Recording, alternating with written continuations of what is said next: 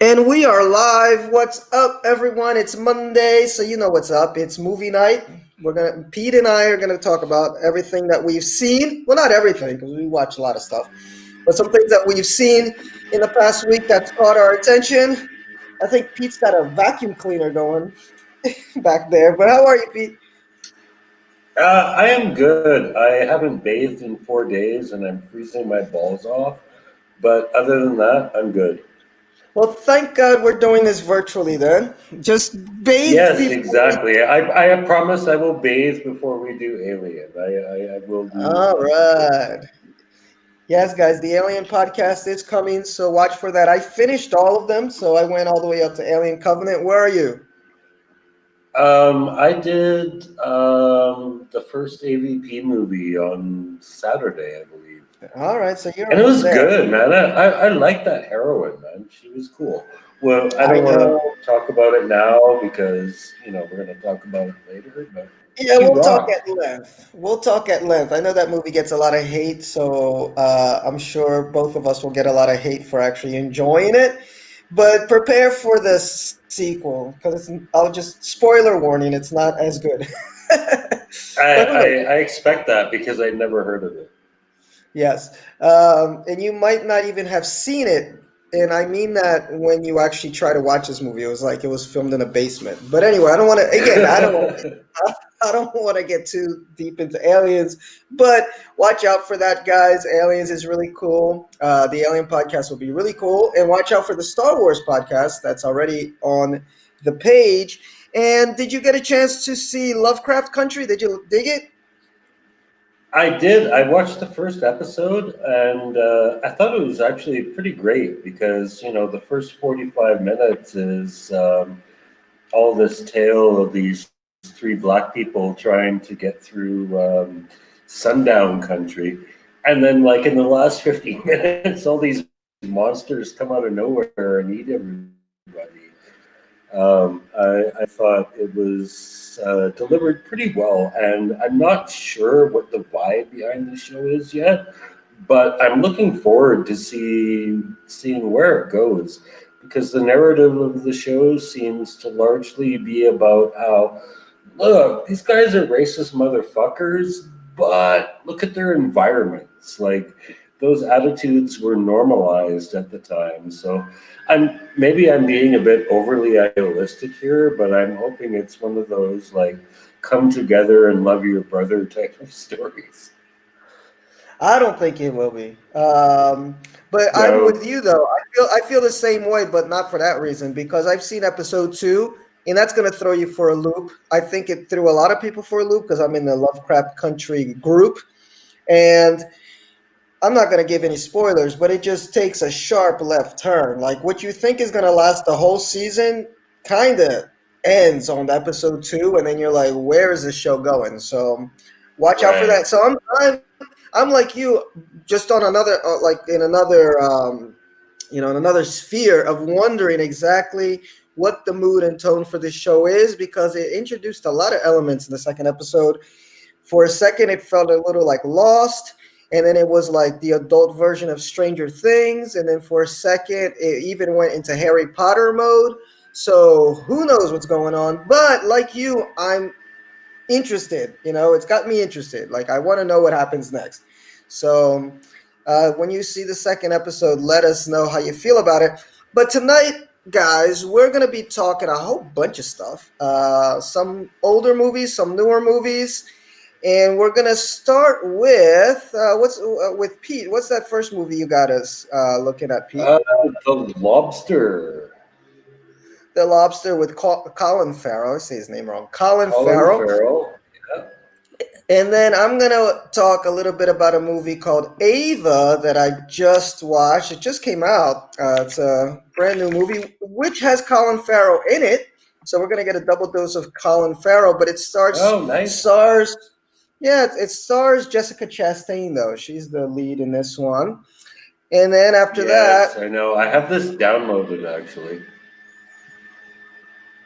and what's after Ava? Are we going back to space? Rebels. Rebels, Star Wars Rebels. More I'm so Star curious. Wars. More Star Wars.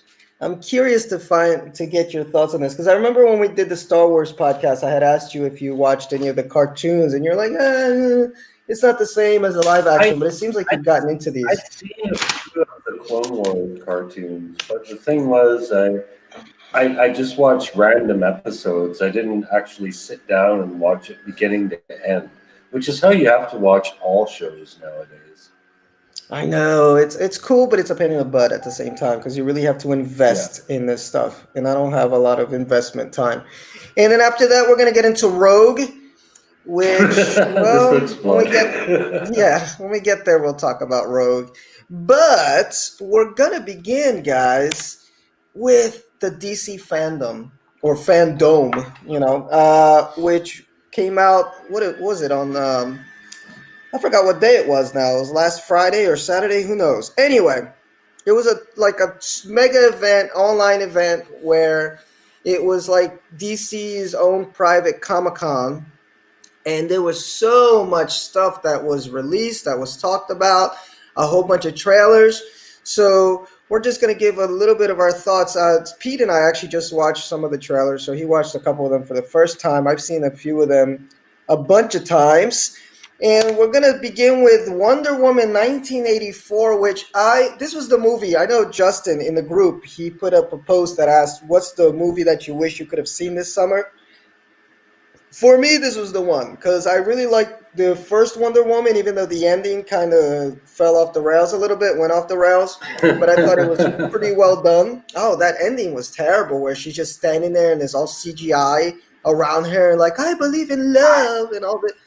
I Oh, thought the that whole was story was cheesy, but at the same time, like you can't help but love the character. Like yeah, it works. it It's doesn't cheesy. matter how stupid the story is. The character kind of makes you invested in whatever story she's in. And that's the Gal Gadot's credit because she's full of charisma. She's a perfect Wonder Woman, and but it's cheesy in that Hmm. good way. Like you can still watch Superman 1 and 2 with Christopher Reeves, and you know it's just a guy on wires, but it just works, because he's charismatic, and the story is watchable. So it's cheesy, but it's in a good way. But then the end of the movie got cheesy in a bad way because it was just like this really boring battle between her and Ares just standing there. Like, I hate those scenes in Yeah, movies and he nowadays was that we a got all these terrible special villain. effects. He was a terrible villain. He was the first villain was better. The one that the guy that was trying to call him up or something. Like there was somebody she beat before him, and then you find out the twist is that he's really the big bad villain. Um, and that lady with like the Right. kind of messed up face was kind of cool, but he wasn't that good of a villain. But I hate Pete these movies like with the CGI that they have now, where they have these scenes that's almost like out of what's that anime everybody loves? Not Naruto, but the one Akira. where no, the one with the little Goku, where they just kind of they throw lightning out of their hands. So, I Okay. mean, it's kind of cool in a on a cartoon for like 10 seconds, Yeah. but in a movie where you actually have the entire climax, Dragon Ball Z, that's what it is. When you have the whole Dragon Ball Z, climax. yeah, that became this whole thing in Japan where Japanese girls would like Photoshop each other doing Oh my God. Dragon Ball Z shit. It's Yeah, hilarious. but there's sometimes you have these scenes in the movie where the whole climax is somebody pointing their hand at somebody, and then they'll with the CGI bolts of lightning Right. coming out, and it's so boring to have that as a climax fight, man. But I hate when they have that.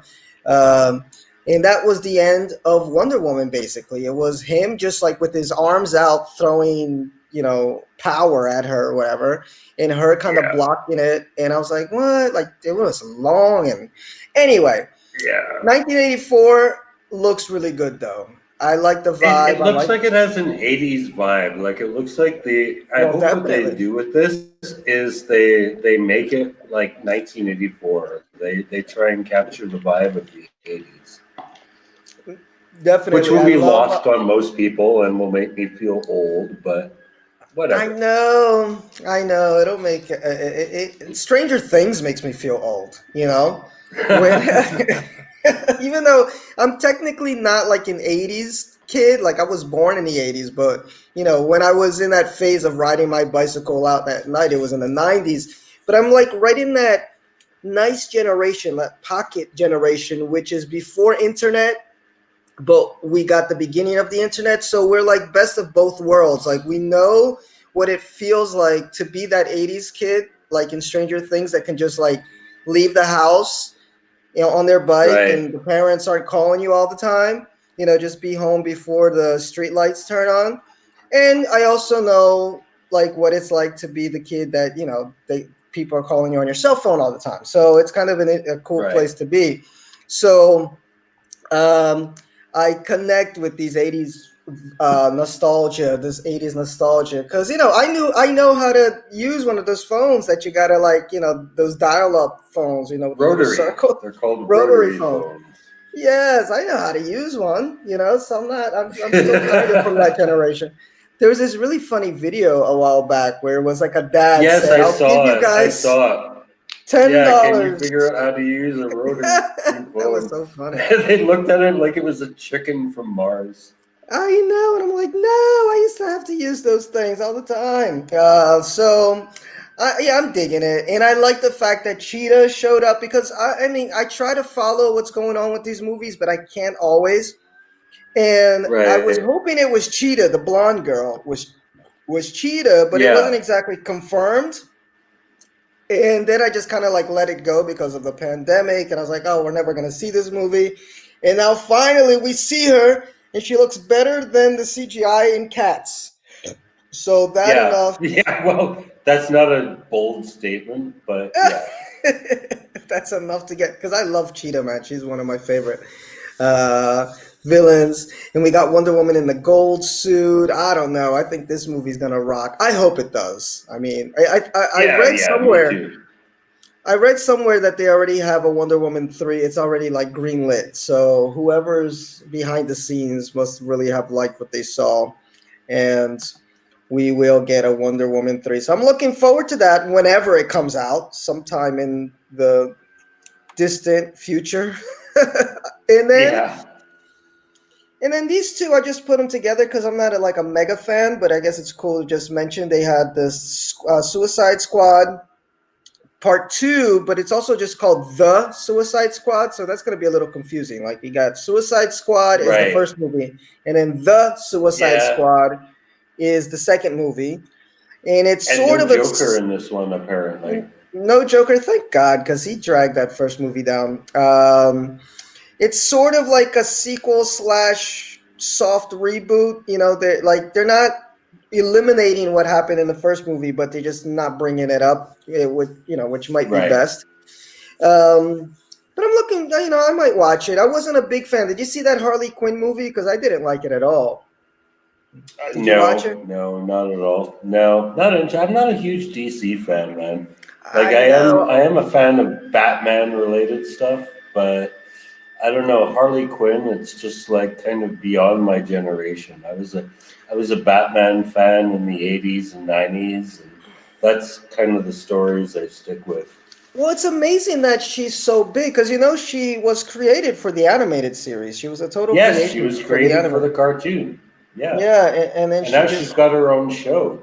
and she's got her own show, which I hear good things about. And she's a star of her movies. And what's her name? The actress, um, Margot Robbie, is that her name?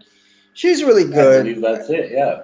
in the Yeah. part. I'm not a huge fan though. I'm not a huge fan of Harley Quinn. I know that there was a campaign a while back of like, you know, and I think they changed her character because of that. And I think it was a good decision. I'm usually kind of against these campaigns because people get offended, but I thought that this was actually a Yeah. decent one because she was an abuse victim, victim of abuse by the Joker. She had kept coming back to this guy, and she was always kind of like dressed all slutty and all this, and you had like these 5-year-old and 10-year-old girls dressing up like her for Halloween, and it's like, man, Yes. Yes. like I'm not I have a connecting the friend dots who's a here. high school teacher in Canada, and he said like on Halloween. Like there were like a ton of these girls like dressing like Harley Quinn, and I mean, I can understand that. Like I'm not going to be judgmental if that's what you want to do. I mean, at 15, like okay, you're old enough. But if I'm a father of one of these girls, I'm gonna have a problem with it. Yeah. No, but I thought they did a good thing. Like I thought that was one campaign that I kind of got behind because she's not a good role model for a young girl. But I think No, they, no, but I think they changed her character a little bit. I mean, she's still crazy and she's still, she still kills people, but she I think this last movie that they did with her, they kind of showed that she became an independent woman, quote unquote, and she's not at the Joker's behest, and she got out of that abusive relationship. So they kind of wrote that into her story to make her feel more like independent and cool. So that's nice. She's still a nutcase and kills people, but whatever. But at least you can be on the same level as like a 15-year-old boy who may like Punisher. I mean, he's an anti-hero. He'll kill right. people, but you can still be like, yeah, he's cool. I think they're trying to move her more and more in that direction of like anti-hero. So I might watch it though, simply because of the fact that it's James Gunn, the guy from Yes, yes, he is an excellent director. Guardians of the He took Galaxy, right? Guardians of the Galaxy to Star Wars proportions. I know, and nobody knew who the fuck Guardians were. At least I didn't. If you're not a Marvel, No, I'm the because opposite. Yeah, they go never ahead. actually had their own series. They were in anthology comics. Like they didn't warrant their own series. But Yeah, Marvel had exhausted all their properties, so it's like, what do we have left? It's like, well, I dare somebody to make a Guardians of the Galaxy movie, and James Gunn made two great ones. yeah. I like the first one a little better than the second one, but I still love those characters. They're probably my favorite within the Marvel movie verse. It's I'm just I'm opposite. the Oh, go humor. ahead. The humor is funny. No, No, it's I'm just funny and saying it it's funny. works. Like, No, it works. 'Cause I'm not yeah, a huge fan of like there's got to be humor and everything. Like I like a serious comic book movie. I don't think everything needs to be funny. I think Guardians kind of made Marvel think that every other property of theirs needed to have like the haha moments, and I don't think it does. right. Um, but I dug the humor in that. I think I watched that on a plane. It was just like it was. I watched The Sound of Music for the first time. That was on the plane, and then after that, it was Guardians. I was like, yeah, I might as well check this out, and I really liked it. So I'm excited for this because I thought that he knows how to put humor in the right way. Just get it all down. What I was trying to say though is I'm the opposite of Pete. I'm more of a DC fanboy than a Marvel fanboy. So I'm like having multiple orgasms as I'm watching all these trailers as they come out. And Black Adam. Not much from it. They didn't even have anything to show other than fan art. I just know that The Rock is going to be in it, and The Rock usually appears in good movies, for what they're worth. So it's probably going to be a big hit. Yeah. He's part of the Shazam, otherwise known as Mr. Marvel universe. But nowadays, everybody knows him as Shazam. He's Shazam and not Mr. Marvel. So then we get to the big guns. We saw the trailer for Zack Snyder's Justice League, which is going to be this big, bloated 4-hour movie that's going to be cut up in 4 parts, weekly episodes on HBO Max, coming in 2021, or 2021, yep, next year. And man, this one I got really excited for because I was not a fan of Joss Whedon's. Again, he's a perfect example of somebody that I'm not a super fan of because he needs to make everything funny. It's like not everything needs to be funny, especially not in DC. DC is not a funny company. Like their characters are serious. And to add humor, you got to know how to do it right, and it's really hard to do it Right, right. but the thing is, though, their characters they also need to be they need to be what do you call it? you need to have the suspension of disbelief because the characters are preposterous, right? Like we Uh-huh. cannot accept these characters in real life. Like you can accept Iron Man, you can even accept Daredevil, like the and once you embrace the concept of mutants, you can accept the X-Men. Like you can suspend your disbelief. DC's characters are so out there that one of your only options, I mean, with the exception of Batman, which is why I like Batman, because he is a character you can easily suspend disbelief with. But with characters like Wonder Woman and Superman and the Flash, like you absolutely have to suspend disbelief. And the best way to do that is with humor. Yeah, but they haven't done it in the past and it's worked. You They did know, it with Aquaman. Aquaman. Aquaman was light, yeah, but Aquaman is just. I don't think he's a suspend your disbelief character. He's just a ridiculous character. Like it's amazing that Aquaman has survived as long as he has, Yeah, and for a long time really. he was the shit character until like maybe about 10 years ago. I don't know the authors and the cartoonist's name, but the new authors came into the comics and they kind of matured him, and they made him a cool character. I can't say again because when was Aquaman cool? Like his power was talking to whales. He's like He he could was like talk to Hart. fish, yeah. Remember Captain Planet? He was like the kid whose power was heart. Like yeah, kid, we really need you. Like and Yeah, they'd always have to have an episode where they let him know that how important, like yours is actually the most important power because it keeps everyone together. It's like, yeah, but you can't beat bad guys with heart. Um, yeah, so Aquaman was like that, and so I dug it for Aquaman. I thought Aquaman it works for him because he's just a ridiculously stupid character.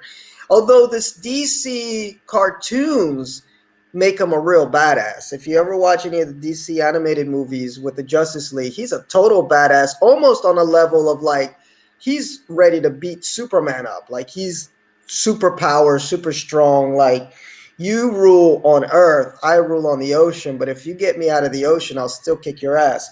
So I like that. The thing when I look at DC characters, they're gods on Earth, and gods don't have to be funny. They can be terrible. They can right. be friendly and charismatic. Like Christopher Reeves, Superman is very charismatic, and there's obviously you can have some humorous parts in the in the movie, but usually it's around the characters. It's like around Superman. Like Superman isn't ever really funny in even in the Christopher Reeves movies. It's things that happen around them can be funny and he can be charismatic. And even like the Flash doesn't have to be funny. Although Flash, he's a quipper. He's got a fast brain, so sometimes he'll make a few jokes. He's like the jokester of the group. There is But this running joke around his metabolism. what is it? Because he moves so fast, his metabolism is super high, and he has to eat all the time. And shit all the time? Does he Well, have they don't actually get into that, but I imagine so. Yes. I imagine, but getting to back to the Zack Snyder version of this movie and why everybody's kind of really, well, not everybody, but fans of his version of the DC characters are really pumped to see it, is because he treated them seriously, and I think people that are fans of the comic books of the DC comic books know that that's the tone of the DC characters. There's a misconception, especially with Superman. There's a real big misconception that he's like this. What do they call him? Like the big Boy Scout, and he's really not like that if you read the Yes. comics. If you go into the 50s, maybe, like, because that everything was silly in the 50s because they had all these censorship laws on comic books. So they had to Right. make them as kid friendly as possible. But if you even read like the original Supermans from the 30s, it was a really serious detective, a reporter, but he would do some detective work. And then into the 70s and 80s and beyond, I mean, he's a serious character. And like when I watched Man of Steel, I was like, finally. I mean, it got a little heavy-handed in parts, but for the most part, I love that movie because I'm like, oh, that's the Superman that I wanted to see for a long time. He's serious. He's an alien on Earth, so he's definitely lonely. He's definitely has internal conflict. Like he got into the brain of like what this alien would feel like on this planet totally alone. I was like, yes, that's Superman. You got him, you know? Cuz the whole that's kind of why the guys who created him with that. It was supposed to be an emblem for the outcasts, for the immigrants. I mean, it was two Jewish boys, you know, so they were outcasts. So Superman is like the Right. emblem of if you're an outcast, this is what you are, which is why I think I connect more with DC. Because me, I always felt like an outcast. You know, coming obviously, my family immigrated to the U.S. when I was like 6 or 7, so I was literally an alien. You know, a foreign alien in Right. another country. And I've always been like kind of on the outside. I've never been cliquey with people. You know, so I connect to these characters because Batman's an outsider. Superman is a total. He's like the only one left of his kind. Wonder Woman is another outsider on Earth. You know, Flash not so much, but you know, a lot of the my favorite characters are ones like that don't fit in. You know, even if I go into Marvel Yeah. characters that I like, my favorite are those like Wolverine or Gambit. You know, are Yeah. these guys? They're not I part of like the. the yeah, I like the flawed heroes. Like Iron Man is a great example. He's a narcissist, he's a womanizer, and he's an alcoholic. I mean, like that's not like your That's typical you, hero. Pete. Like, He's you. yeah, Mine is I'm not mine a is mine womanizer. I'm not a womanizer. in your mind. That counts for Okay. something. And you're not a billionaire either. We forgot to mention that part. Yeah, I'm not, which is unfortunate. But yeah, him, Daredevil, I think, is another great example. He's a guy who spends, in real time, 30 years lying to his best friends and his girlfriend. Yes, So, that's a thing with and he makes Marvel. terrible moral. He makes terrible decisions, right? He makes Yes, uh, yes, he yeah, does. he Like makes he makes he terrible fucks decisions. his life up over and over again. I know. See, that's the thing. I No, think that's that's why it. I see. That's why I see. Like, I like flawed characters, but there's something about like Marvel has the flawed characters and DC has the broken characters.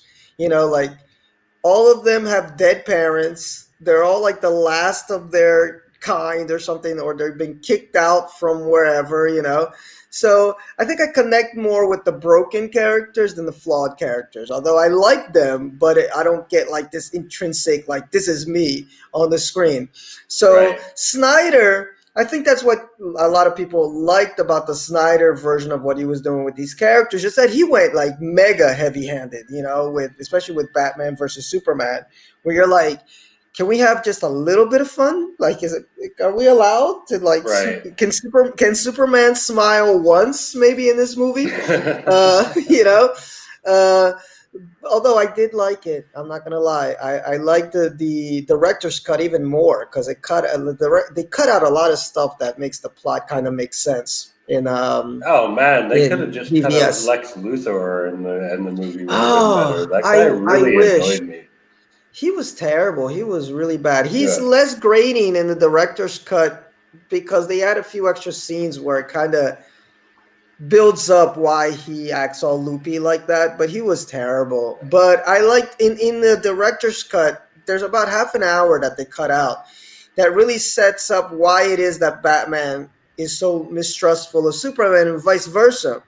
Because they actually show Clark Kent doing his job as a reporter. Like he goes to Gotham City, he's trying to find out about this Yeah, mass vigilante who's beating people up, almost killing people. So that shows the that mistrust. And is then, that is actually the best aspect of the Superman comics when they show Clark Kent being a reporter and Yes. Superman just following up on that. Exactly, like that's the whole point of it, you know. So the director's cut, if anybody has the courage, you may maybe didn't like BVS that much, but if you have the courage to give it one more shot, try watching I think it's called the Ultimate Edition or something, or the Ultimate Cut or something. Not the director's cut, but it's actually, you know, because I'm not a huge fan of like, oh, the director's cut is so much better. Usually I watch both, and I'm like, it's still a shitty movie. This one I thought it actually improved a bit, and it also improves the whole how Lex Luthor is the mastermind. Like it makes sense. Like it because actually shows him doing stuff, planting things to planting seeds of suspicion in each of their minds, Batman and Superman, and kind of a cool movie. So just Joss Whedon comes on and he makes a Marvel movie. And I think that's why people got pissed off because it was like, we don't mind a little bit of humor. And even the fans of those movies by Snyder would say that, like, okay, these are really good, but you got to lighten up a little bit, man. But not that much. Like, Whedon just made Super Friends, like the 1970s version of Super Friends, you know? We were like, Right. no, you know, like Batman should not be joking around that much, you know? And Superman with that fake mustache CGI. Oh, I don't know, man. I try to watch it. I've seen it. I've seen it all the way through once, and then I tried watching it again. I cut out after 20 minutes. So I'm excited for this. We got to see Darkseid, which is what we were all looking forward to. Even though he's not at Omega Force yet, and it's just a shame that we may not get to see what comes next. I know Cavill is really um, he loves playing Superman. Maybe we can Yes. have a third Superman movie with him versus Darkseid. That would be like, I don't know what I would do. I would just like, I don't know. I would just die of like, you know, if I got to see that on a big screen. But that's Zack Snyder. And then finally, I think we can both agree that this was a hell of a fucking trailer, right? The fucking Batman. Yeah, it looks good. It looks good. The only thing that concerns me is that I see like three Batman antagonists in here. And I think like one of the real problems with the less enjoyable Batman movies is they just cram too much in there. Like for example, not yeah, I think it is. It's Batman Forever that has the Riddler and Two Face. Like a And Poison story Ivy, about right? what? No, No, that was Batman and Robin. that was Batman That and one Robin. had that one had the Bane, Poison Ivy, Mister Freeze, and Bane. Yeah, yes. and I think when they cram too many villains in there, it dilutes the story quite a bit. So I'm a bit concerned about what I'm seeing. Like it looks cool visually, but I mean, if we got like the Penguin and the Riddler and Catwoman all in there, I don't think that's actually a good idea. I think it dilutes the story a bit. Depends how they play it though, But I because haven't this seen is it yet. yeah. I'm just a Uh, fanboy. I'm just shooting my mouth off. no, no, I agree with you. But at the same time, like I watch Batman Returns and I love it, you know, because the interplay between the three, the Penguin, Catwoman, and Max, played by Christopher Yeah, Walken. I think his it name was was Max supposed to be something. Two Face. Oh, I didn't know that. Yeah. Yeah, Um, yeah. Billy D. Williams was supposed to play Two Face in the second one, but then he got a better offer, so they just created the Max Zorin character. oh, cool. But I think it can work if you have like the interplay is right between them. Like, I guess the main villain in the end would be Max, you know, but he's manipulating the Penguin. But then the Catwoman is kind of trying to get vengeance on him, and then Batman's kind of in the middle. Like it worked perfectly, Yeah, like that trio. But if you try to make it like Spider-Man 3, where you're literally yeah. following like Villains two are coming out separate of everywhere. Yeah, and they're not connected in any way, and it's just okay. Spider-Man needs to deal with the Venom guy, and he also needs to deal with the Sandman guy at the same time, but they're not connected at all. Then gets bloated. That then I agree with it. Then it could be like Batman and Robin, or I even have a little bit of criticism with that with Nolan Ryan's movie, the one with the Joker. Like I don't know if Two Face was necessary in that movie. Like, you know, I mean, I guess he was necessary to set up the third movie where now Batman is like the enemy of the people, but Right. it doesn't add anything for me watching that. Like, Heath Ledger steals the show, obviously, It, as the yeah. Joker, but I don't get Harvey Dent's, like, we don't, like, he plays a role, but it's not one He's that I great. think is He's like, great. I really liked him in that, but I do agree that it may not have fit quite as well. Like especially the end where they have that big fight in the construction site, and Harvey Dent's gonna throw Jim Gordon's son out the top window, and Batman saves him and tells him that Gotham needs heroes and all this shit. Like thematically, it kind of worked in that way, but I think the character could have been used in a better way. yeah. I think that's the deal with Batman is that I mean, unless you go Joker, and we don't want another Joker again.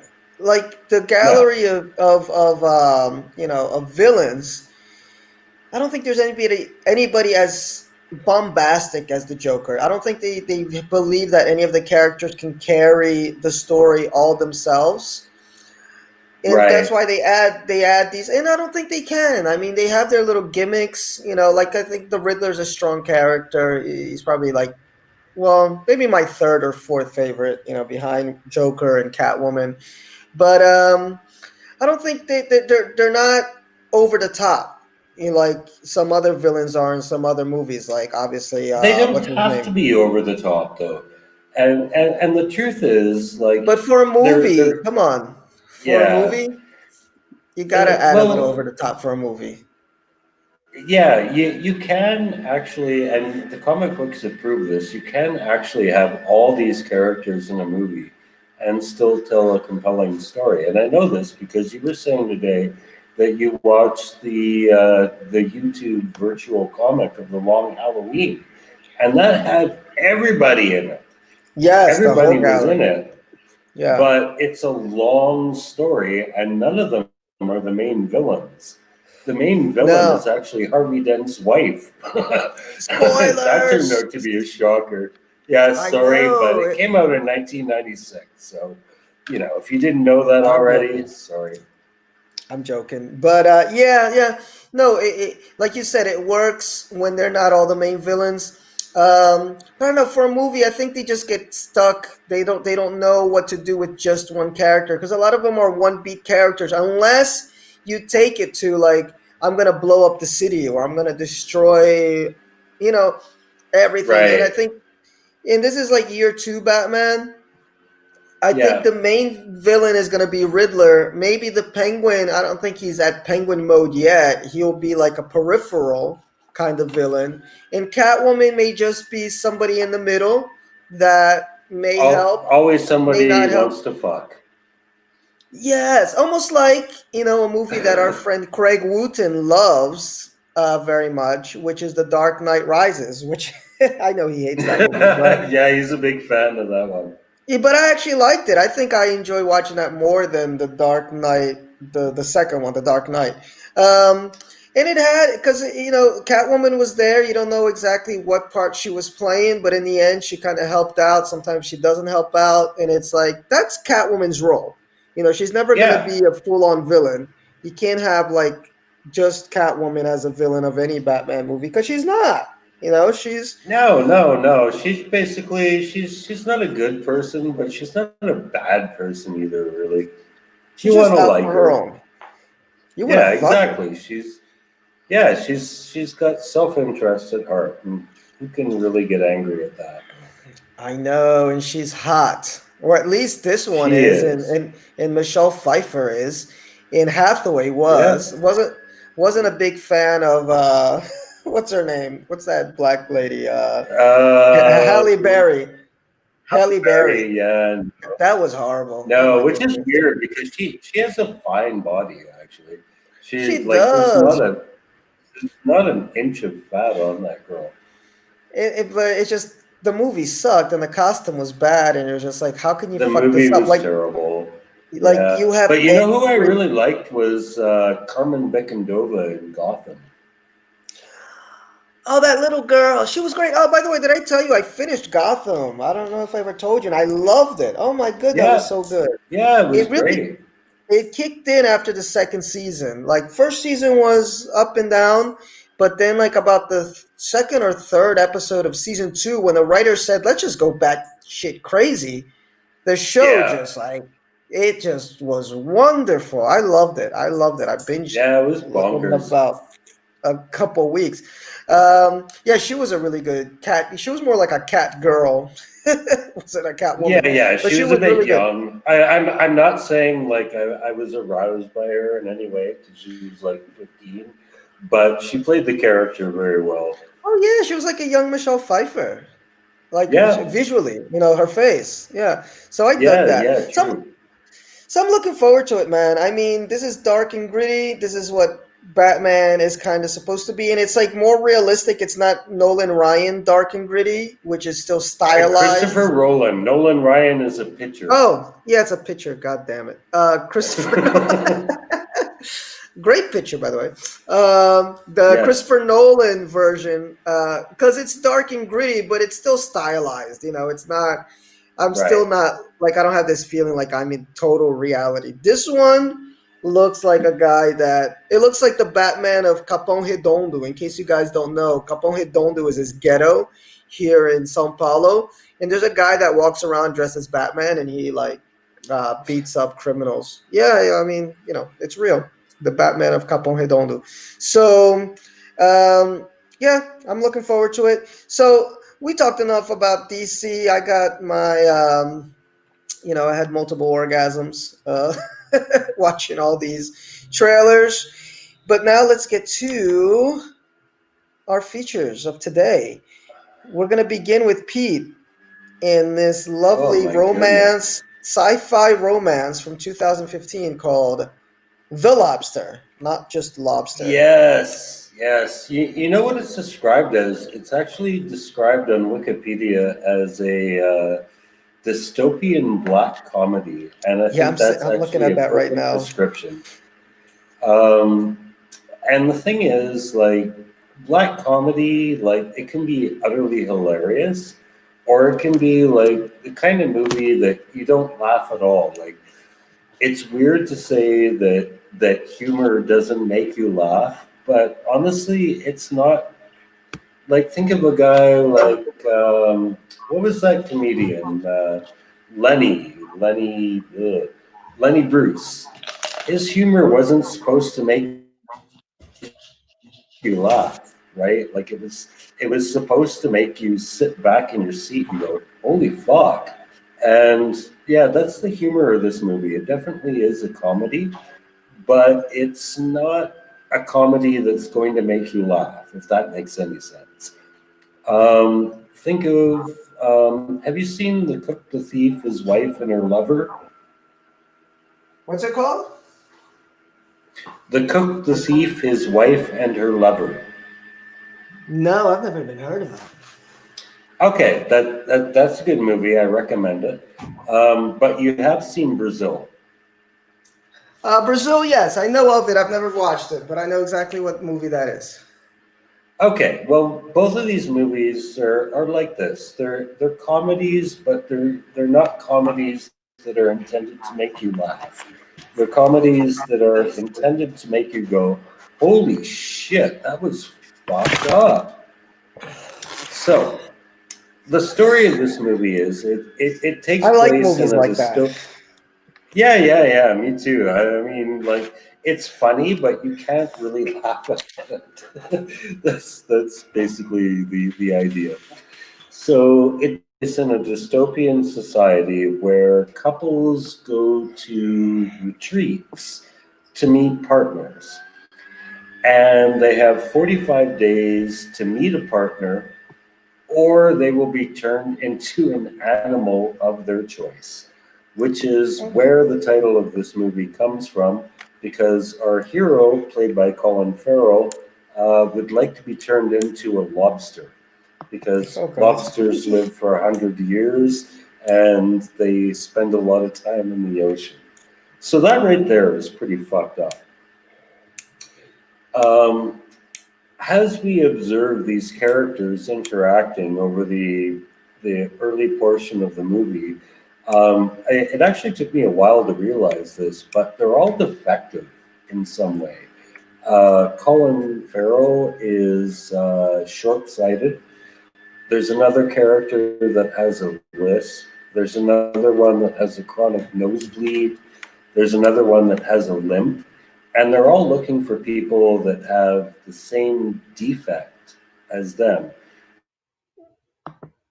And it is actually worth mentioning that good old Colin brings along his brother who happens to have been turned into a dog.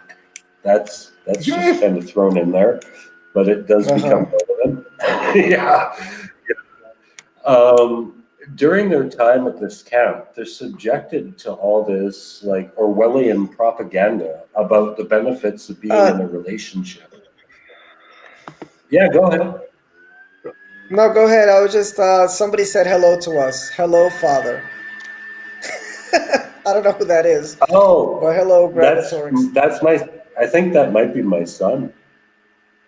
Oh, hello, I'm Pete's not, son, Gravitorix. I'm not 100% sure, but if that is Owen, hey, thank you, Behave, thank you Pete. for listening.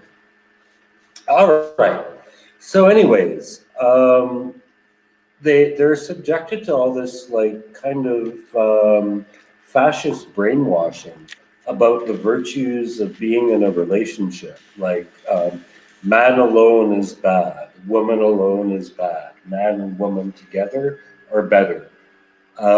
Masturbation is forbidden and punishable by having your hand put in a toaster, apparently, which I feel really odd about saying in front of my son now. But okay, I'm going to ignore the audience and just Ignore the continue with the audience. story. Yes, you're getting Yeah, nervous now. yeah, yeah. So yeah, they're subjected to all this propaganda, and on top of it, they have a daily hunting activity. There's all these people who live in the woods around the hotel where they're staying, and the daily recreation activity is to go hunt these people. And these people are I forget what they call them. I think they call them the loners because they're the people who don't want to be in relationships. They're the people who reject the culture that you have to be in a relationship. So they go hunt them with tranquilizer guns. And Oh I God. don't know what happens to them after they get shot with tranquilizers. I believe they get turned into animals, but they might actually just be burned alive. I forget that part. This is terrible. This But is a at dark any movie. rate, the point, yes, yes, we're seeing it actually now in this image you're displaying. So what this actually is supposed to be about is the difference between attitudes in relationships. Like on the one hand, you have this camp that is like you have to be in a relationship and you have to find somebody who is like you. And then you have this other camp, and it's split into two movies because the second half shows these people who live in the woods who are being fucking hunted. And actually, they're no better. Their attitude is like, if you even entertain the idea of being in a relationship, then you're a monster. Like, Like their attitude is That like was weird. their punishment. Yeah, their No, punishment is like if you something weird kiss. happened to your voice, but now you're back. Something weird happened to your voice, man. That was scary. You were Okay. like, you sounded like demonic, like when electronic demonic, like. And then the second choice that they Oh, have is to be nice, in a building. nice. Yeah, yeah. I hope that shows up in the Okay. playback. It was really scary. That's why I was like, whoa, Yeah, what the yeah. I fuck? hope it keeps. But Sorry yeah, about that. yeah. No, that's okay. In this camp of the anti-relationship people, the punishment for kissing another person is that somebody kisses you with a razor attached to their tongue. So they Oh they God. they cut up your face. And the punishment for fucking another person is basically escalated to the same degree. So you see that these two camps that have these opposing views on relationships are both equally extreme and equally cultish. Oh, let's get to the important part. Thumbs up or thumbs down? Very thumbs up. Very thumbs up. I Oh, liked it a oh, lot cool. because I could kind of see certain aspects of both points of view that it was presenting. And ultimately, and I'm not going to give away the ending, but ultimately it gave away a certain, basically like how I look at relationships. Like if it's right, it's right, and if it's not, it's not. It's not something you should feel obligated to do, but at the same Yeah. time, it's not something you should feel obligated not to do. Mm, that makes sense. Um, and well, yeah, you're not giving away the ending. I want to know if anybody gets turned into a lobster. Are there any lobsters in this movie? No, there are no love. Actually, we never see anyone get turned into animals, although a lot of people do, apparently. They even actually explain the process to try and give it some scientific Mm-hmm. context. It's like, well, we take away all the parts of you that aren't the same as animal parts, and then we just inject you with animal DNA, and then boom, you're an animal. Oh God. But we never actually It's see like it happen. it's like that human centipede. Maybe I have yet to see Goodness. that. I want to, but I don't believe I'll enjoy it. Something Oh, about Pete, let's math. watch it. Let's watch it. Let's watch the Human Centipede movies, and then we'll talk about them maybe on one of these Monday Okay. night ones. I can't Yeah, because believe I've they never seen made them more than either. one. Yeah, there's three. Mm. So, A we'll get to trilogy that. about people having their mouths thrown to people's assholes. I don't know. It seems so ridiculous. I gotta watch it. I gotta watch it. It'll probably gross me out, but I got a pretty strong stomach. Um, but all right, I'll check this one out. It looks kind of good. It's a little long, but maybe I'll have some time during the weekend. Moving ahead, if I can, because my computer's locking up. Oh yeah, we got more Colin. What's his name? Colin. I was gonna say Colin Powell. Colin Colin. Farrell. Colin Yeah, not Farrell. Colin Powell. Yeah, yeah. I just call him Colin. Colin Fowl, which is a nice actor. He's been in a bunch of movies. Farrell. Farrell. Colin Farrell. I just can't remember any movies that he's been in. What is like his big movie that I'm gonna know him from? Minority Report. Minority Oh Report. That was the yeah, one he that was made the him dude. really popular. Yeah. Oh yeah, I love that movie. Definitely, he was the one chasing Tom Cruise the whole time. All right, cool. Yes, So yes. And he got Ava killed. Ava is one of those movies that just came out, and I'll tell you, when I saw the trailer for it, I was like, motherfucker, they can't, like, people don't know how to make good trailers anymore because it feels like you get the whole movie in the trailer. And most of the comments on the YouTube trailer is that, like, oh, I don't even feel like watching this because I just saw the whole movie. And it more or less is. And so I wasn't really expecting much when I saw it. and especially because I saw it after I saw Rogue. But Pete, this is Right. actually a pretty decent movie with some good action.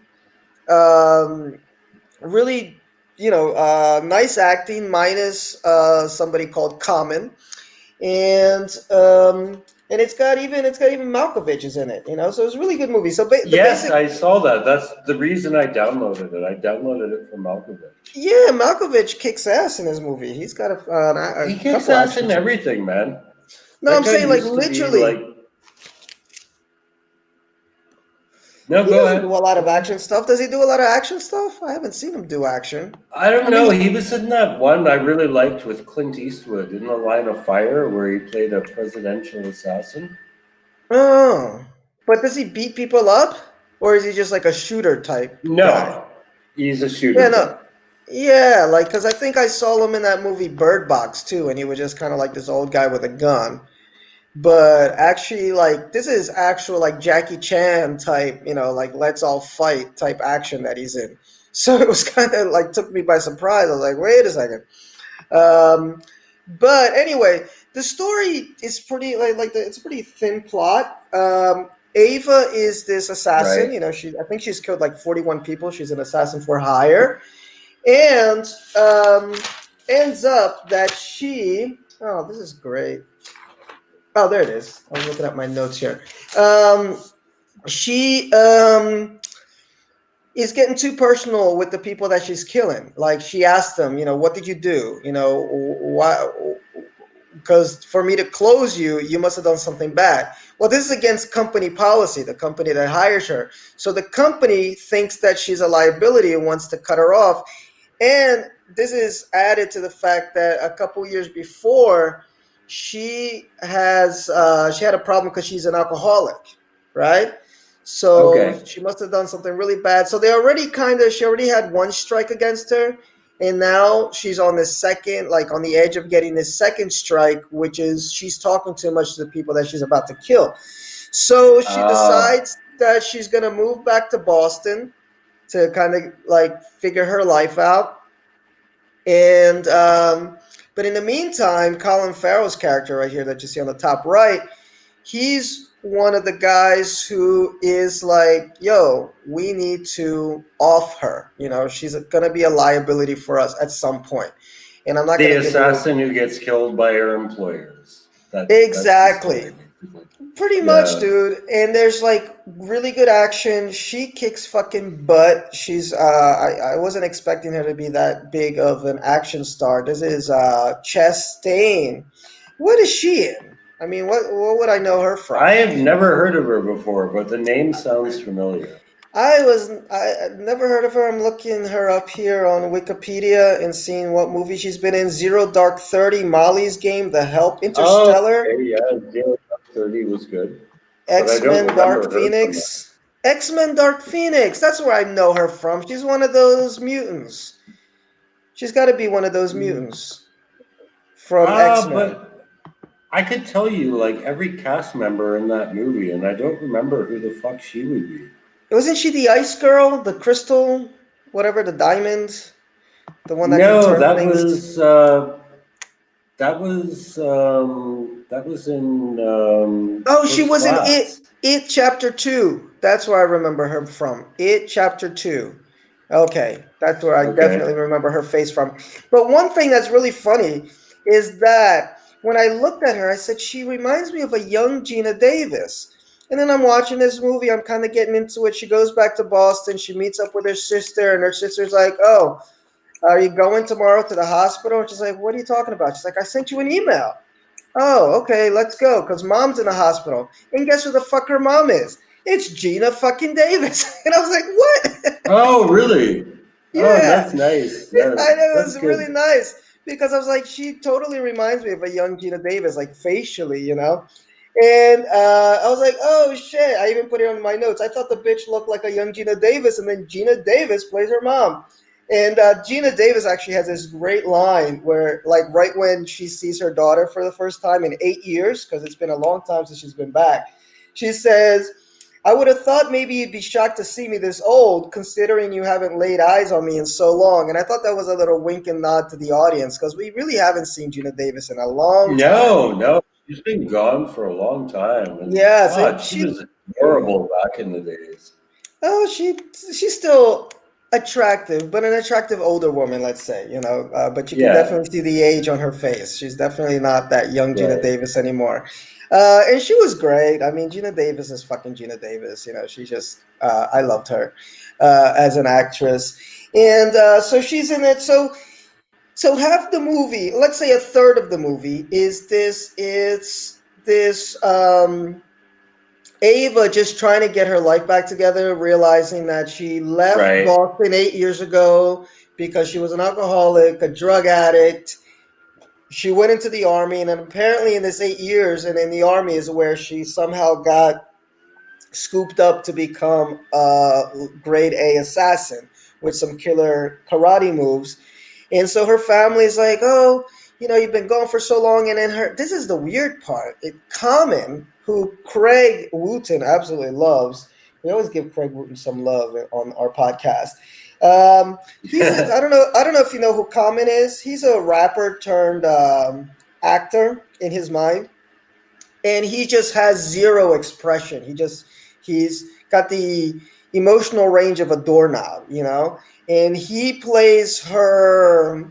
Um, oh, it's really weird what they did with it. Like, I guess he was her boyfriend or almost fiance before she got up and left, but now he's fucking her sister, and they're getting ready to get married. So that was just weird. I was like, what, you know? Right. But that's the only part of the movie that I thought was pretty bad. But he's got no charisma, man. He's got the emotional charisma that you'd expect from a rapper, or the acting capacity, I should say, of a rapper turned actor minus the charisma. Like, you can watch Right. Ice Cube and LL Cool J and Ice T. They're not great actors, but at least they got some screen charisma, and he just doesn't. It's like a chore to watch Yeah. all the scenes that he's in. He's just terrible. Um, so Mr. Malkovich plays her father figure slash boss. He's the one that's telling her, "Look, Right. I got you Her out of the first handler. jam. Yeah, when you were when you were like really fucked up and drunk the first time, I got you out of that one. But you can't be talking to the clients. You can't be getting emotionally involved because bad things happen. And that's all I'll say. I think it's worth watching it. It kind of Ah, surprised me how good it was. It moves along real quick. Again, there's just these lulls where they're getting into her family life. But the parts with Gina Davis are right. great. Just the parts with Common, you're like, oh my God, get him off the screen. Thankfully, they don't last too long. And the rest of the time, she's just beating the shit out of people. Like, she was a really good and believable superhero. And I'm gonna that's watch it why. on Wednesday, I believe. Oh, I think you'll dig it. I think this will be right up your alley, especially because you said you like kind of flawed heroes, and she's definitely got some issues with her alcoholism and just everything she left behind,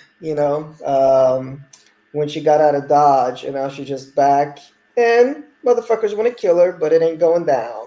It ain't going down. Um, All right. so that's about it that I got to say about this one. I give this one a thumbs up. I think it's worth it. It's a shame that these movies probably won't be seen by that many people because of the Yeah. pandemic. Um, I mean, it doesn't have a hook too. I mean, I don't think it has that hook that even if it had come out in the theaters, people would have gone out to see it because it plays off of that, and that's one reason I almost didn't want to watch it is because I'm kind of sick of the female spy agent movies. Like, I don't know, I haven't seen one that was really good. I think this is the first one that I've seen. Like, there was that Atomic Blonde with Charlize There's that Theron. one with Ronda Rousey, actually. That I Was mean, the it? I never even story heard of that. was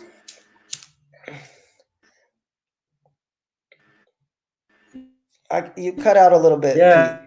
So say that again. or no, it wasn't Ronda Rousey. Sorry, it was another female mixed martial. She was in the Mandalorian as well. The But Mandalorian. it was yeah, it was basically all about her being a badass, and it was just all these like chick badass scenes. Let me see here. We got Atomic Huh. Blonde. I got The Red Sparrow. I got a movie called Spy. Angela Jolene was in Salt. There was Charlie's Angels, Zero Dark 30. Zero Dark 30, I've never seen, but I think that one might be all right. There's another movie called Anna. I don't know. None of these movies interest me. Like, maybe I'm a bad, like, maybe I'm a sexist, patriarchal asshole. But there's something about these movies because it's like, it's. I think we talked about this a little before. I like women in action movies that are still women, you know, like they like I Right. like that she had this backstory, she had emotional issues, she was still kind of in love with her ex, but she wasn't, but she can still kick the motherfucker's ass. Like when you just try to make these Right. women like emotionally cold, not that there aren't emotionally cold vicious women in this Oh planet, fuck no! I'm sure I'm All sure right, this Pete. is our misogyny moment. No, I'm sure Pete has run into a few of those. But oh, Yeah. I don't know. I think you can't just totally take away the femininity of a character. She can still be a badass, and that's what I loved about her. She was sensitive. She was unsure of things, but when it came time, it was almost like a switch went off in her head. It's like now it's time to kick somebody's ass because one, I'm getting paid for it, and Gina two, Carano. Gina Carano. Sorry, Gina that's Carano the character. Yes, she was in The Mandalorian, and she also had like this action movie that was like really silly, but she in the just blood, played like a maybe. badass. Oh, yeah, I've I seen a don't bunch of remember her the name movies. of the movie. There's another one here called Scorched Earth. I don't Oh know. wow, she's been in more than one. Yeah, she's been in a bunch of movies. There's Blood and Bone. There's Oh, Heist, okay, well, good for her. Daughter of the Oh, Wolf. she She was was in in Deadpool. Deadpool too. She was in Deadpool. Yeah. Haywire. Oh, you know, the one I'm thinking of is Haywire, I think. Haywire. Okay, yeah, she looks kind of cool there. I don't know. It's tough to write a good female character who can kick butt. You know. Yeah, because And there's not a lot of female screenwriters. We were talking about this last week, like about yes. how like okay, like if you want black representation in film done right, it has to be done by black screenwriters and black directors. And the same is true with women. You need like female directors, you need female writers to create characters that people feel they can identify with. Well, guess what? Jessica Chastain was actually the producer of this movie, so maybe she had a little bit of say. Because the director is definitely a man, Tate Taylor, and it was written by a man, Matthew Newton. But she has producer credits. She's like the one producer, so I guess she helped kind of um, what do you call it? Direct this in the right direction or guide this in the right direction. Yeah, because you're Right. right. I mean, if you don't have What a I say female. goes. Yeah, I mean it's like with Wonder Woman. I mean, Patty Jenkins. Who else? I mean, are you gonna get a dude to direct a Wonder Woman movie? Like how?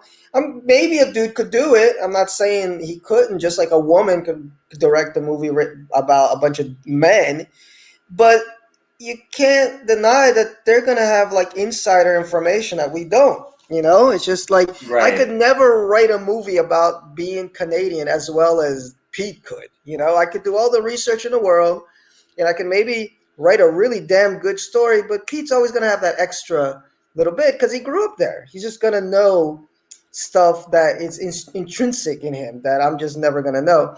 So you're totally right. You know, you need to have that representation to make it work. And I thought this one worked. This was one of the first women assassin type movies like that I was like, all right, I can believe this, and I was entertained by it. and I'll probably watch it again at some point because the action scenes are really good. She kicks some serious ass, man, serious butt. Ah, good, good, good. I So look I think forward you'll to dig it. seeing this. I think you'll dig it. All right, let's move ahead then. Speaking of badass women, by the way, that's the tagline for today. We're talking badass women and DC and lobsters. Yes, So yes. we're going more badass women here. What's her name? Ashoka? What's this girl's name from Star Wars? Ahsoka. Ahsoka. Ahsoka. Yes, the Ahsoka. H is silent, which Okay. it actually is even when you combine it with the S, but whatever. Yeah. There's an H there, but her name is pronounced Ahsoka. But what's up with you and Star Wars Rebels, man? Cause I thought you were against watching the Star Wars cartoons. Yeah, yeah. Well, what happened was, first of all, I wasn't aware of them. And I heard a lot of bad things about the Clone Wars movie. And then I tried to watch a few episodes of the TV series, but I just watched random episodes, like they weren't in context, because it's an anthology series. So you have these stories that are 3 to 4 parts long, and if you just watch like one 20-minute episode without watching the whole story arc, you don't get it.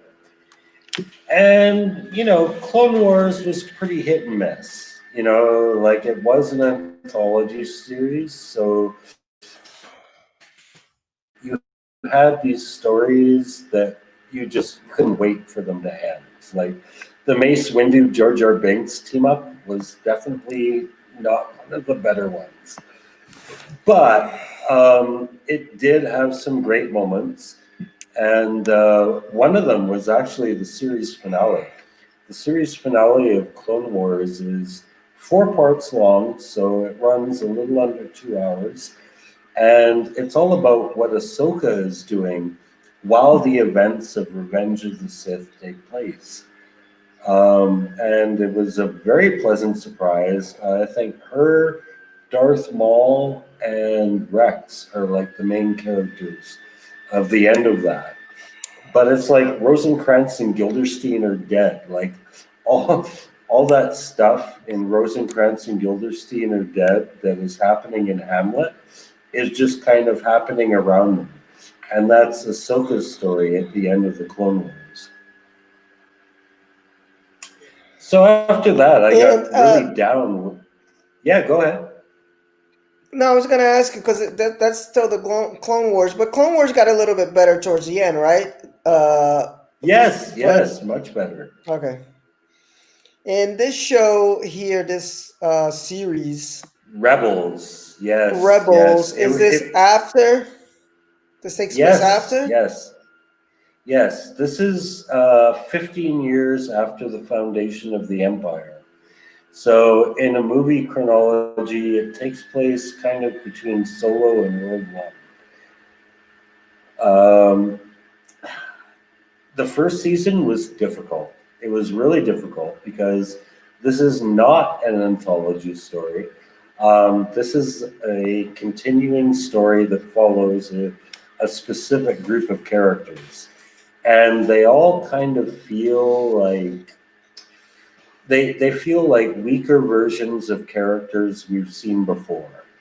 Like and their thing is they're not rebels in the first season. They're basically like Robin Hood and his merry men. They're harassing the empire, stealing from the rich, giving to the poor. You got a Jedi character in there, Kanan, who is basically a younger Obi-Wan Kenobi. You have his apprentice, who is like a 15-year-old Luke Skywalker. You have a droid who is like R2D2. You have a purple alien who is basically a Chewbacca who talks and makes smart ass comments. And the only original character is actually Sabine. She's a Mandalorian, but she's like a I don't know, a teenage female Mandalorian. So she's different from other Mandalorian characters you've seen. So she was cool. But through most of the first season, it's kind of hard. It's like I like Star Wars, but I don't give a fuck about these characters. And then towards the end of the first season, their whole little Robin Hood trip connects with other rebel selves, Bail Organa's, Ahsoka's, and they come together, and you realize, like, holy shit, this is how the concept of the rebellion actually began. Like, it wasn't just like one monolith, it was like all these little groups who had the same ideas and came together. So the first season is a chore, but by the time you get to the end of it and the second season kicks off, it's good. It's good because now you have this unified group that is on the same page. This is post Revenge of the Sith and before New Hope. Yes, Got you. So basically, it's a story about how the rebellion got started. yes, exactly. That might Because, be like I actually kind said, of interesting. Hmm. yeah, like I said, the first season is about like just this group of miscreants, basically. That it's not multi-planetary either. It's all set on one planet, and they're Oh, just cool. harassing the Empire on one planet. But towards the end of the first season, they broadcast a signal throughout the galaxy for about 30 seconds saying, like, look, we're fighting this shit. And they get responses. And then in response, they get Bail Organa, they get Ahsoka, and a lot of other people come together and say, like, holy shit, we're all on the same page. So Now, is this it is takes she a? I was gonna ask, is she a Jedi? Ahsoka, she actually left the Jedi Order in the Clone Wars because she got Mm. framed for a terrorist bombing, and Anakin was actually the only one who stuck with her. But she was so disappointed that the rest of the Jedi didn't back her up that she just quit the Order. And this show also has a lot of Darth Vader. Yes, it does. The first season, not so much until the end. But the thing is, the rebellion is getting so out of hand. It's actually Tarkin. Tarkin is in charge of this planet that is having the rebellion issues. And he starts to be able to not be able to deal with it. So he calls in Vader, and Vader sorts shit out pretty fast. There's this wonderful scene in the season two premiere where he sets a trap for the rebels and totally makes them look bad, and then follows them into hyperspace to where the rebel fleet is, and he basically single-handedly destroys it. Like, you remember those lines about Alec Guinness saying, "Your father was the best starfighter in the galaxy." It's like, holy fuck, man, he's kicking ass. Like, this is a single TIE fighter against a fleet of not only giant ships, but smaller ships. And he just basically wipes them all out. No, this is like, because I know I wanted to watch one of these cartoon ones, and it's the one that had Darth Vader. So I guess this is the one that I want to watch. Yeah, voiced by James Earl Jones. Yeah, voiced by James Earl Jones. Yeah, Lando is voiced by Billy D. Williams. cool. And does it have Princess that Leia. Princess Leia's in it?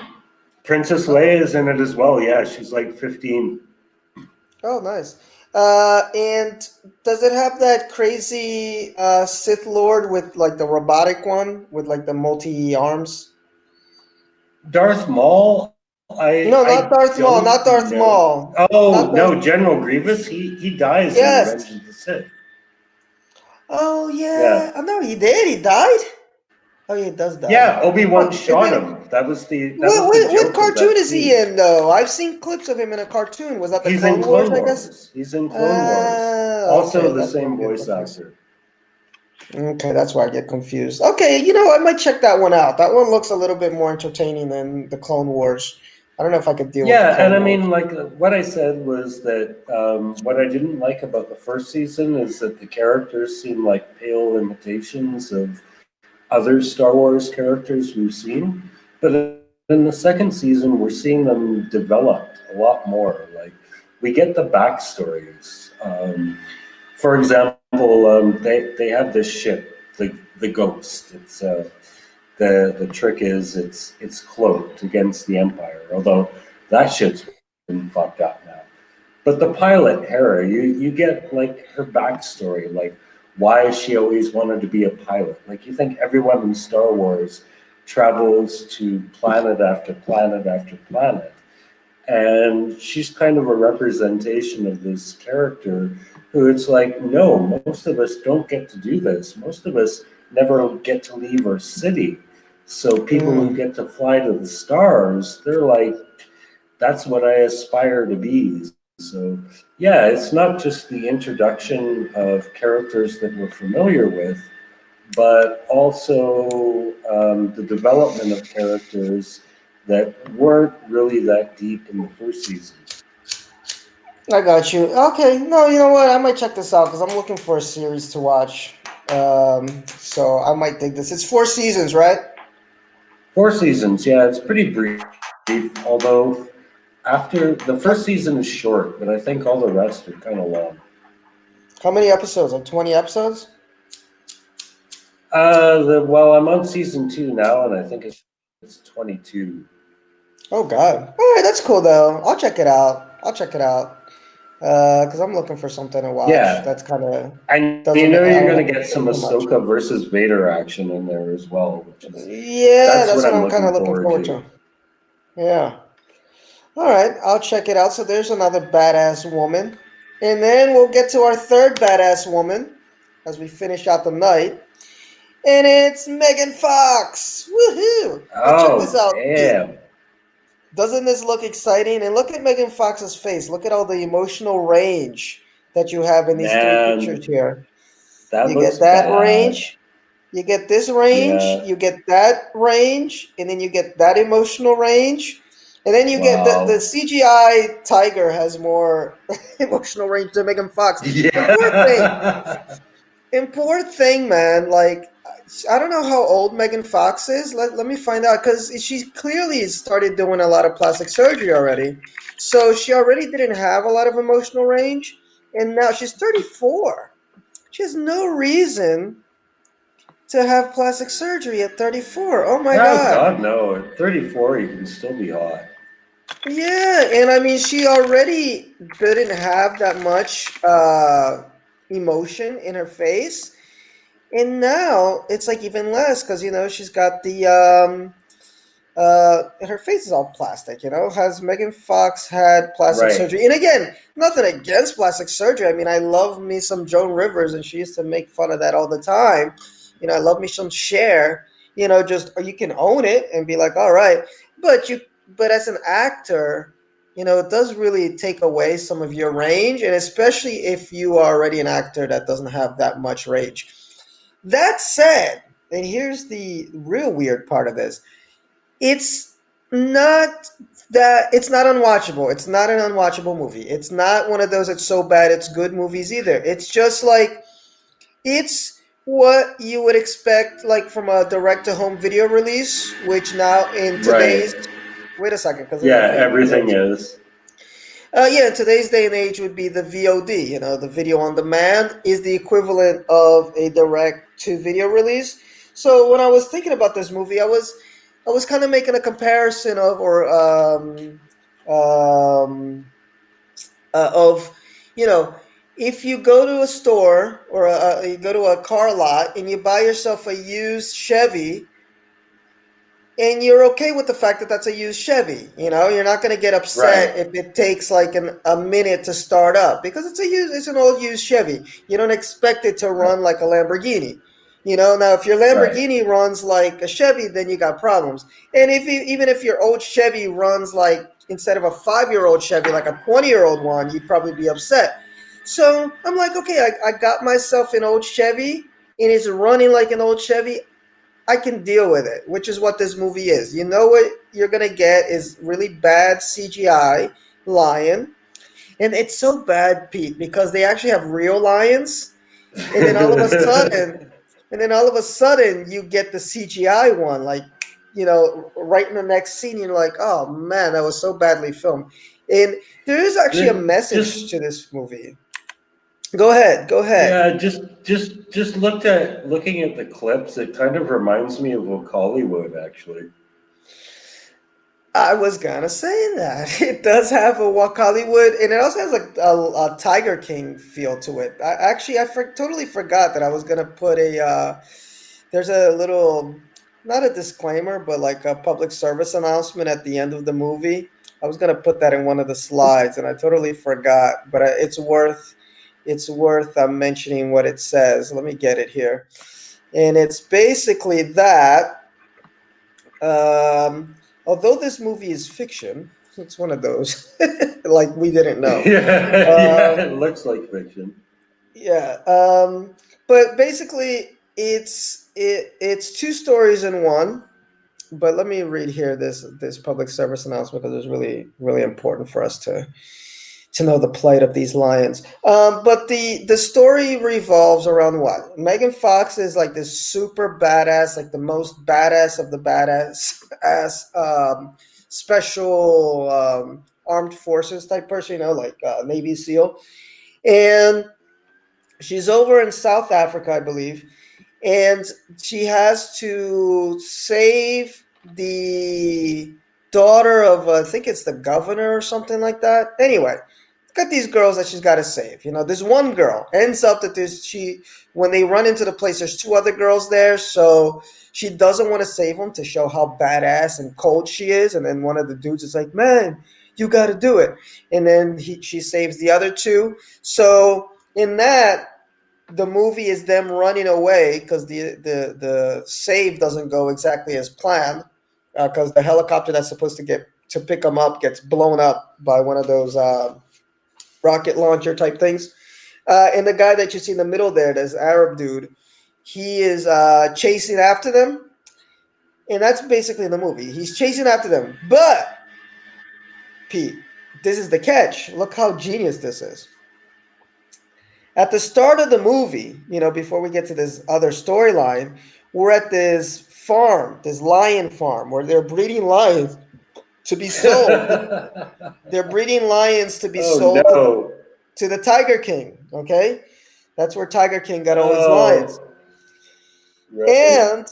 And what happened is the following: is that the let me see if I can do something amazing here. Let me Whenever see. you bring animals into it, that's just like when like, oh, the bad guys are such bastards. Yeah, but what happens is that the at the beginning of the movie, there's a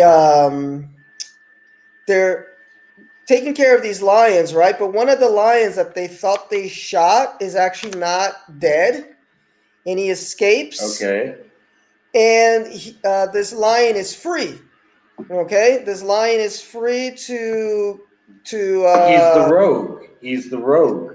exactly. It's the rogue lion. Yeah. Sometimes lions go rogue. Okay. I picked Uh, up on that without even watching the movie. Here we go. I got something special for you, Pete. Sorry, I had forgotten to put this slide up. Look at this, Pete. It's coming up now. Oh, no, it isn't because I forgot to share the screen. Technical difficulties for anybody that's watching. And by the way, I forgot to thank everybody that does watch because we do have a pretty steady audience every week. So thank you guys Yes, for yes. being Thanks to my cool son and Owen, who I am very proud of. I'm embarrassed to be speaking my mind in front of him, but thank you, my boy. I love you very here. much. There you go, Pete. This is the PSA. This story is fiction, All but the right. facts are that in 2019 there were 12,000 lions in farms in South Africa. Though this is legal, mostly they are being kept in appalling conditions before being killed for their skins, bones, and other body parts to supply traditional medicine markets. Cubs are bred and used for petting zoos until too old to handle before being shipped to slaughter or used in canned hunting. It's a disgrace and should be stopped. So there's that PSA, so that you know why you want to Ah, watch there the you movie. go. But dude, Social so context. there's the rogue lion. So eventually, when they're running away from this Muslim dude over here, they run into this farm. That's like the first safe spot that they find. Right? It's completely deserted. So they're like, okay, this is a nice place for us to chill until we can get another extraction helicopter to come pick us up. Well, guess who's at this farm? It's the rogue lion. So then it turned into like kind of like a slasher movie. No, that's what I'm saying. I, Okay. it's worth a watch. I mean, if it just if you got nothing else to do and you just want to watch a movie that's brain dead, Yeah. but it moves along, this is it. You know, like it's totally Right. brain dead. It makes no sense, but it moves along and it kind of has a. It's gory and it has a lot this kind of slasher feel to it because the lion is picking them, killing them one by one. And there's a surprise ending too. There's like a reason we find out why the lion is there stalking everybody, and then the Muslim dude and his gang is reaching the farm. So now we got the Muslim dude come to the farm. We got Megan Fox and her folks in the farm, and the lion stalking. And I can't say I was bored. I mean, Megan Fox is just silly to Right. look at. You know, Right. but she's better than Common. I'll give her that much. You know, the Right. movie moves along. She curses a lot to try to make it seem like she's a badass. You know, she's like, "I told you to fucking sit down now." You Right. know, and it's got the ragtag group of commandos with her. There's like an Asian guy. There's a black guy. There's like two Oh, that's guys that are nice. chummy chummy. There's like the best friend. The black guy doesn't die first, you know. Yeah. uh, so, although I'll tell you what, after yet last week's conversation, there's a scene in this movie, like right when they're escaping, where the black dude does, like he goes up on this rock because as they're being chased, and these guys they have no aim, you know, they're like shooting AKs at these folks and they can't hit one. And then he gets up on a rock because he sees this guy that he really wants to kill. He's like, I'm gonna kill you, I'm gonna kill you. It's like that Rambo scene, right? Where he's like on top of the rock and the guy can't Yeah. hit him. And I'm like, oh no, he's gonna Yeah, be the yeah, where that. the guy shoots him with a with a handgun like 5, 6 times and Yeah, misses, and and he then Rambo misses. shoots him with a rocket. Yeah, with the arrow, with the Yeah. phew arrow. And so the guy stands up on the rock, and I'm like, oh no, he's gonna be the sacrificial Negro. He's gonna save himself for all these white folks. But then, just as you think he's gonna die, the dude pulls him down. It's like, you can't do that, man. You can't do it. You'll be able to kill him when we get. You know, I was like, thank you. And but it's so stereotypical. This black dude, it was funny. I mean, all these characters were like the Asian dude. They kept calling the Asian dude Chinaman, which I thought was funny. It's like, Well, you can call an English person an Englishman. I know. I don't know when Chinaman became pejorative term, but apparently it is. And I just thought it was funny that they It kept calling him is, Chinaman.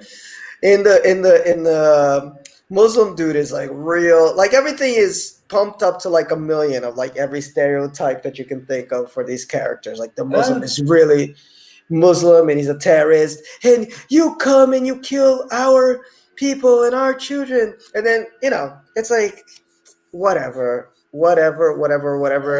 Um, it sounds I like a recommend it. delightful piece of trash, actually. It is. It's trashy. Like that's what I'm saying. Like you bought the used Chevy and it's running. It's not like a 10-year old Yeah. used. It's a nice five-year old used Chevy that's gonna take about a minute or so to warm up before you can take it out of the driveway. But once it's out on the road, man, it's gonna have some bumps, but it's gonna go. So I actually was pleasantly surprised that this movie wasn't as bad as I thought. But again, I mean, Ava was way better. But if you just want something silly to watch, Right. I'll be watching that first. Yeah. yeah, I think you'll dig. I think you'll dig it. You'll laugh at it, and you'll just laugh at Megan Fox every time she tries to do like a Sarah Connor, like I told you to shut up because she's supposed to be like the boss. and it's all these real tough dudes that actually look kind of tough, and they look like they're rugged and they've been through hell and back. And she looks like she just came Right. out of like the salon, like her hair's all Right. nice, and she just got her Botox injections like an hour ago, and you're supposed to believe that she is like the female Arnold Schwarzenegger in like Predator. And you're like, no, you're not, but this is way too amusing for me to turn it off. So I was digging it. I dug it. It got me through the night. I thought it was kind of Right. cool. So I give it a wink All and a right. nod sort of That's a good thumbs up, recommendation. not a real thumbs up. It whisks by. Doesn't take too long, but it'll make you laugh. It'll definitely Right. make you laugh. Some of the scenes and the Okay. slasher part of it was kind of cool when it went slasher mode. When they reached the farm and the generator was off, so they had to go find the generator to turn on power, and it was all dark, and there was even Okay. one scene that made me jump. I was like, woohoo! But anyway, guys, that's it. Thanks for watching. We went on, but I think we're within our Yeah. limits. What time is it? Yeah, an hour and 30. That's kind of like how long we've been It doing them. is well So, after midnight, yeah. actually. What is it? Yes. It's twelve So, thirty. Yeah. yeah. So, folks, again, if you want to watch some dystopian black comedy, watch The Lobster. I will definitely check that out because I kind of like those type of movies. Ava, I give that a I give that a strong thumbs up. I was surprised by how much I liked it. I really liked it a lot. Probably the first one of these types of movies. Like there was that Lucy movie too that I didn't dig too much. It's been a bunch of these movies trying to sell like this strong. Although I want to watch that one that you told me about, the superhero one with Charlize Theron, where they're immortal. That looked kind of cool. Oh, The Netflix yeah, one. yeah, yeah, yeah. I know the one She's you're pretty talking good about. though. She's pretty good. I mean, she played Furiosa. Furiosa is a fucking badass. She was awesome in that. She's good in Uh, everything, man. She's yeah. been in a Well, lot of she good was movies. she wasn't good in Atomic Blonde or Aeon Flux. Come on, those are terrible. I know some people dig Aeon Flux. I mean, Atomic Blonde, but I didn't dig it at all. And this movie's kind of got that same feel, like with some things, like how they have that electronic kind of soundtrack with the bass, Right. boom, boom, boom, boom, boom, boom, boom, boom, boom, and I'm like, oh my god, like it's like there's a playbook on how to make these movies. But I thought it did a decent job though. And then some Star Wars Rebels for all you Star Wars fans, and check out our podcast on Star Wars. And I'm gonna check that out. And then Rogue, if you just want to have a good laugh. It's not so. It's not even. This movie is not even on the so bad it's good level. It's just good enough for what you expect it to be, which is kind of half-ass but entertaining. Decent With really, trash. yeah, decent trash with bad CGI and Megan Fox. And All right. can't wait for the DC movies. Next week, guys, we'll be back again with more movies. I'm gonna start watching some Stanley Kubrick because I know that's gonna be our podcast. But I might watch the Human Centipede ones first. Maybe we can do a quickie like on a Monday night. We'll do like a quick ranking on a Monday because it's only 3 movies. We could definitely run through that Right. in an hour. So maybe we'll do that. And Aliens is coming up, so watch for that. And as far as myself, you can catch me on Thursday nights talking about Star Trek Lower Decks, and Sunday nights talking about Lovecraft Country. And das ist alles, my Freundlings, or however you say that. That's all, my friends. Until next time, bis später. See you, Peter. All right. Cheers, Peter. Cheers, people. Sorry, I heard my name and I just repeated it like a parrot. But yeah, thanks for listening, and we look forward to your listening and comments next week. So thanks so much. Adios. Give it a second. Give it a second. Ooh, there's like a